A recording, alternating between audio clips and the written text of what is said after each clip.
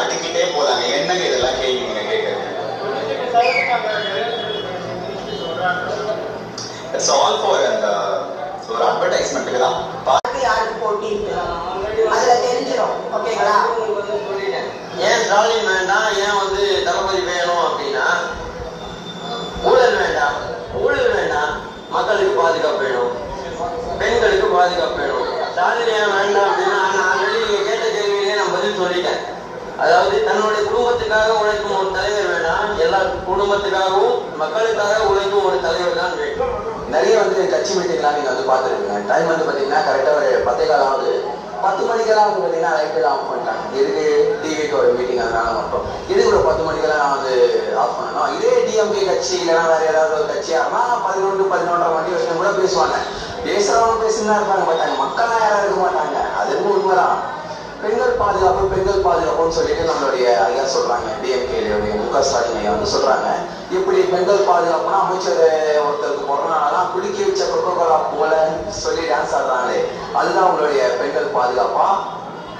எல்லா கட்சியிலும் இருக்கிற பெண்களுக்கோசரம் ஒரே ஒன்று சொல்ற மாதிரிங்க, உங்களுக்காக வாழ, உங்களுக்காக உழைக்க, உண்மையா உழைக்க, உயிரோட உழைக்க, உணர்வா உழைக்க நம்மளுடைய தலைவர் விஜயண்ணா கூட சேர்ந்து நாங்க எல்லாருமே இருக்கோம்.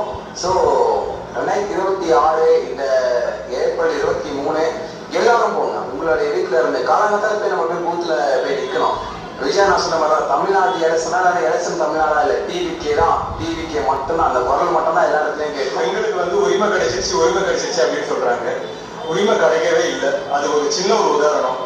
ஒரு பொண்ணு வந்து ஒரு உடலளவுல ஆம்பளையை விட பலவீனமானவங்க தான். அப்படி இருக்கும்போது கல்யாணம் பண்ணிக்கக்கூடிய ஒரு ஆம்பளை வந்து ஈக்குவலான மரியாதை கொடுக்கணும் அப்படின்னு தான் எதிர்பார்ப்பாங்க. அதுல ரொம்ப தெளிவா இருக்காங்க. அதுலயும் படிச்ச பொண்ணு எப்படி இருப்பாங்க, நம்மளுக்கு முக்கியத்துவம் கொடுக்கக்கூடிய ஒரு ஆம்பளையா தான் இருக்கணும்னு தான் எதிர்பார்ப்பாங்க.